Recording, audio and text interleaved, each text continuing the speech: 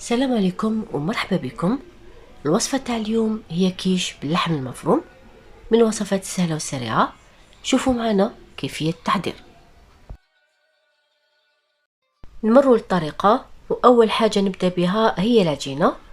دونك هنايا عندي 250 غرام تاع فرينة، ضفت لها 125 غرام تاع زبدة طرية مارغرين، تكون بجو الغرفة ضروري باش كي تبسوها تجيكم سهلة. ضفت لها كذلك 4 غرام تاع ملح، ونص مغرف صغيرة تاع لوفور شيميك. الخميرة الكيميائية تعاون بزاف العجينة باش تشد روحها في الفور. وضفت لها كذلك حبة بيض، يعني بالميزان حوالي 60 غرام، وحوالي ملعقة تاع ما، يعني باش نطمت لي مليح بهذا الشكل. كما شفتوا ما عجنتها ما والو. نغطيها بفيلم غذائي او فيلم بلاستيكي غذائي ونخليها ترتاح نصف ساعة في الثلاجة. وهنا بعد ما ارتاحت نعاون روحي بورق الزبدة، نرش شويه فرينة ونحلها في السمك، ما تكونش خشينه بزاف ما تكونش رقيقه. انا المول اللي عندي متوسط في الحجم، دونك نتو حلوها على حسب المول اللي تخدموا به.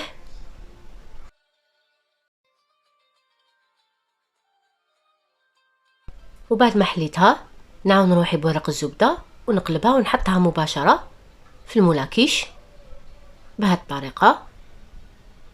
ونحاول كيفاش نسقم العجينه مليح في المول، خصوصا الاطراف لازم تضغطوا عليهم مليح باش كي تحطوهم في الفور يعني العجينه ما تهبطش، يعني كما نقولوا ما تكرفش. دونك نسقم مليح الاطراف بهذه الطريقه. وبعد ما نكمل نسقمها نقطع الحواف تاع العجينه بهذه الطريقه،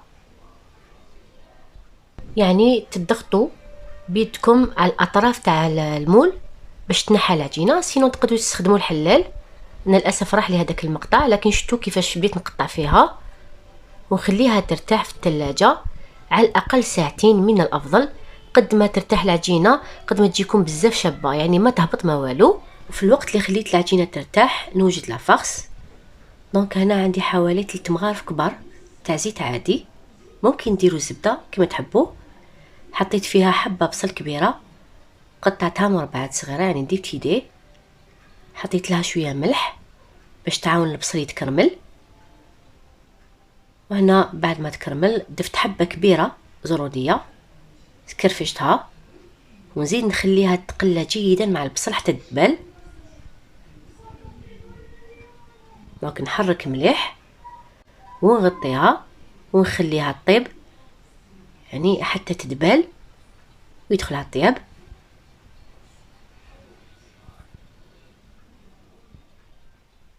وهنايا بعد ما دبالت الزروديه يعني وتكرملت مع البصل، ضفت لها كميه من اللحم حوالي 200 غرام. خلطت كلش مع بعض. بالنسبه للتوابل ضفت فلفل الكحل والتابل تاع الكفته. الملح كنت حطيت في الاول مع البصل، ونخليها تتقلى جيدا حتى تنشف تماما. ضروري تخلوها تنشف من الماء تاع الزروديه والبصل. وبعد ما تطيب ضروري نخلوها تبرد تماما باش نعمروها في العجينه، ونجوزو لاباغي اللي نعمرو بها او نشدو بها لافارس. دونك هنا عندي 100 مليلتر تاع كريم فريش، ضفت لها 50 مليلتر تاع حليب، وحبه بيض تكون كبيره في الحجم.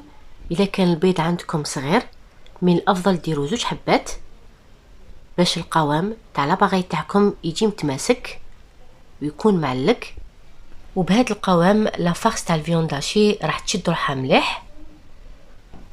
هنا بعد ما حطيت كاع المكونات كما شفتوا كريم فريش حليب بيض ملح وفلفل الكحل، نخلط جيدا حتى يتماسك القوام كما راكم تشوفوا يجي معلق. خلطوا جيدا.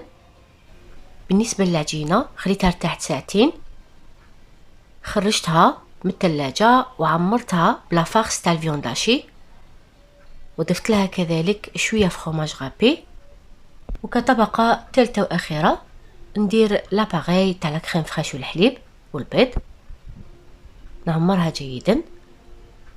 يعني بهذه الطريقه راح تشد جيدا لافارس وكي تقطعوها ما تفتتش. الفرن بيان سور كنت سخنته من قبل ب15 دقيقه، درجه حراره 180، يعني يكون سخون مليح. ندخلها تطيب من 35 حتى 40 دقيقه، ضروري تطيب جيدا. وهذا هو الشكل تاعها، يعني الاطراف تاعها يكونوا حموره وطايبين مليح، اللون تاعها بزاف شباب. نخليها تبرد تماما باش نقدر نحيها من المول تاعها، خاطر كانت تسيو تنحوها من المول وهي سخونه تكسر.